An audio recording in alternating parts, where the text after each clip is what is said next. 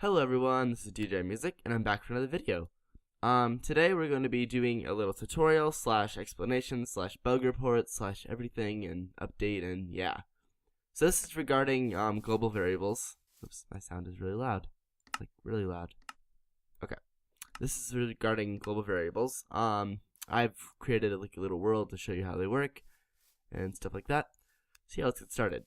So global variable basically is a variable that will work throughout the entire world. So you set it once, and then no matter where you are in the world, you have access to it. The way that I'm doing it is using the scoreboard, and yeah. So this one basically represents a logic gate. This is a memory cell. This is my design for it. I use this in a lot of my worlds, and this is the common design that you see for it. Basically, how the memory cell works is you click a button. When you click the button, this will stay on, and that redstone signal will stay on. Then you click another input to turn it off. Same with this one, you click this button to turn it on, this button to turn it off, and yeah. So this is actually how I do it. The first things first is you have to do the add a global data dummy. This basically adds the objective that you're going to set the player data to. So let's add this. As you can see right down here, it has been added. So now all of these will actually work. And if you ever see in my worlds, if you look at the redstone, I use the global data variable a lot. That's the one. This is the one that of my choice, just because memory cells are definitely helpful to use. And yeah, so let's get this going. This one basically sets my data, global data 1. So this will make it so that I actually have data in my objective. So when I do this, as you can see, it turns it on. The reason why it turns it on is because it's listing my data, and since there's only, basically it's an on and off value. If I do have data, then it will be on. If I don't have data, then it's off. So since I set my data here, this data is now set, so it turns on. If I turn it on this one, it resets my data, so it deletes everything from my player, and it turns off. So yeah, the way to apply this to like users and other stuff is you actually use like a global variable name. So like here, scoreboard player set the name of the variable that you want to set, global data 1. Over here, if you turn it on, it turns on. The command over here is basically the same thing, just lists for global variable name. This name does not actually have to exist in the game. It works for anyone, so you can use any name. So you can use like completely random name, and yeah, it'll work. The only issue is you cannot use normal names, because if a player with that name actually joins the game and gets variable, then it'll actually like turn on the redstone. So make sure that you use a name that's kind of like obscure. Like this is obscure. Like who would have a name called global variable name? It makes no sense. So yeah. And then this one is just start game. I actually use this one for my mini games now. Basically, I have a command block. When you push a button, it starts the game using this. And it goes on, and then you can turn it off easily. What I usually do is I do basically this, and then I have a repeater coming out of this block, with like a 4-tick pulse, which then basically sets the variable off. It's like this. So now what happens is it's like a button pulse. As you can see, turns it on and off. The only reason why I do this is because I don't really want a completely on signal. I just want like a little button push. But yeah, let's move on to the next one over here. So this is actually what I was just talking about, the button push. That is one way to do it, by setting it on and off. The way that I'm actually starting to do it now, you can actually use the other two objectives. So slash scoreboard, you'll see the list. So there's the objectives, players, and teams. So if you use an objective, I've used a player, which is what I just did. Then if you use a player, then it'll actually make it so that it stays on, because the data stays there. The way to use objectives and teams is you actually try to remove it. So like here, you try to scoreboard objectives, then you try to remove this variable name. So yeah, if you step on this though, you will see that it does not turn on. This is one of the limitations. If I copy this and try running the command normally, you'll see, except for, what? Oh, dummy. That's why. Yeah, there we go. It's actually supposed to have dummy at the end. So now, as you can see, it still doesn't work. But if you look right here, when I do try to run it, it says the name global variable name is too long for an objective. It can be at most 16 characters long. So the max limit for objective names is 16. And actually, there used to be a bug that would crash your entire game. If you exceeded 16, they finally added a message in 1.6. But yes, you cannot go past 1.16 characters. So this one will not work. But as long as you have a short one, like start game, when you click it, it'll turn on and off. Same as the button, as you know. On, off. Simple enough. Then same with the teams. If you just do scoreboard teams remove and then the name, it'll work. So like this one is start game. Oops. Click start. And as you can see, it turns on and off. By the way, this is just the clock, just because you have to keep on updating it in order for it to get it to like check. So yeah.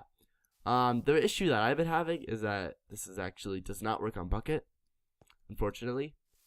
So this is why most of my games do not work on bucket, is because I use stuff like this. The other way to do this is you can also set, like what I also do, is I do /scoreboard players, set all players. Let's go for, I use this a lot, map chosen 1.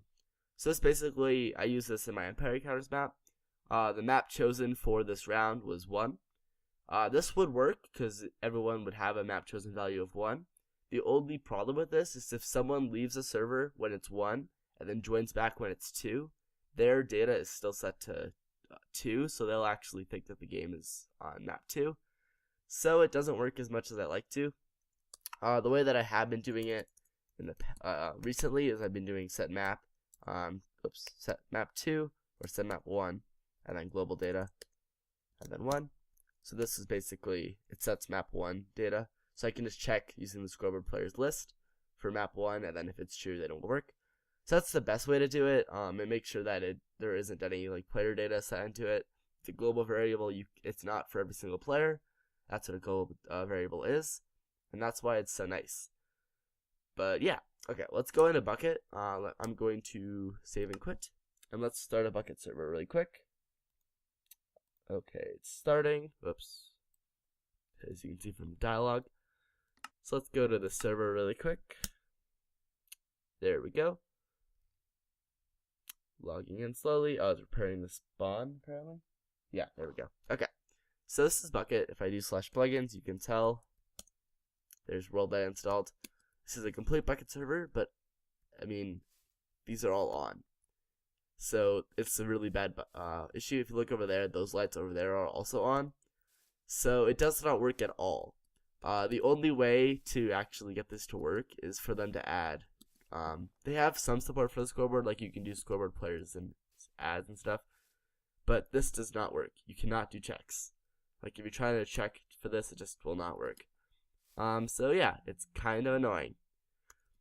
So the way that I'm trying to fix this is I'm trying to add just regular variables. But I mean, if people join the game, then it'll kind of ruin it. So I mean, I probably will just keep my games vanilla only, but I might add bucket versions which are less stable. That will work, using the regular variables and stuff. So yeah, we'll see if that works, but I really hope they fix this bucket because this is really annoying, and I would really like to use like world guards so they can't break these blocks. Like if I go to game mode 2, game mode 2, I can still break this because it's stupid. Can't break glass, but I can break redstone. And that's kind of a stupid thing. Like, why would you be able to break redstone in adventure mode? You can break anything that's like buttons, so you can break the starting button in adventure mode. So yeah, it's annoying. So yeah, that's pretty much it for the bug report / tutorial on how to do global variables. So I just want to talk a little bit about my channel. As you probably I have been inactive for like a week, I think. And that's simply because I have literally not been home. I'm actually at a friend's house right now. I'm house sitting for them because they're gone. And then I'm also going to be going to New York next week because I'm visiting my mom. She's over there for a little bit. And so yeah.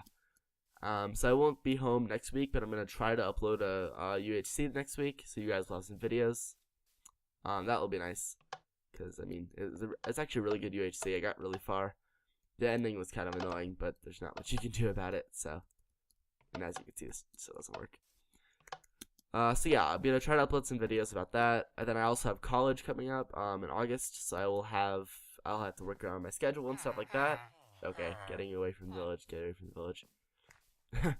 So I'll work around my schedule and stuff like that, but I think I'm definitely gonna keep the channel alive. I'm gonna be trying to do a little bit less videos, just because I don't think I can handle doing like every other daily videos. But I will definitely be I'll still be doing maps. I have actually 4 maps in progress right now. So it's kind of crazy. Hey guys, sorry I forgot to actually include something. This is the map that I'm working on currently. This is the redstone for it, but I also wanted to show you this. So I actually have a checker to see if it will work on Bucket. Basically it says this map has components that will not work on Bucket. Please use vanilla Minecraft. This is just something that I added because I wanted to make sure people know that it doesn't work on Bucket, because I've had a lot of people trying to get it to work on Bucket and they're like, the game doesn't start. And I was like, yeah, because doesn't work on Bucket. And yeah, so I added like a little checker, and I'm going to show you how that works. So the checker is actually over here. Basically the way the checker works is it's just a clock going into here, and then the clock basically checks for a completely bogus name. So this is the name that I just kind of I literally did this until it worked. So I just kind of added random letters. I mean, if you have this name, wow, that's crazy. So this is the name that I came up with, and then if this is actually true, so if there's a player in the game or if it actually has data, then it will actually output a thing. And because Bucket, no matter what, will output a thing on these checkers, it'll automatically go out, which basically turns on a clock, which basically enables this message. So this is actually a really good way if you have a map that's only working on vanilla, then you should probably add this, because it's definitely good to have to make sure players don't play it on Bucket. But yeah, so this is the sneak peek of my map. This is the underneath of it. It should be pretty cool. It's about, I'd say, 75% completed. I still have to do some of the easy stuff and some of the redstone. But yeah, it's gonna be pretty awesome. I have this map, and then I have another 1.6 map, and then I have another 1.6 map, and then I think that's all. Only 3 maps. Yeah. Oh, I have another one that I'm working on, but that's not even started yet. So yeah, I have lots of maps coming. I'm gonna keep on making them because they're fun to program and fun to create. And yeah, so I just wanted to show you that. So because I figured that would definitely be helpful for those who make maps, and it will keep on going until you stop the server. And yeah, so if I stop it and I run it on vanilla, let me do that really quick.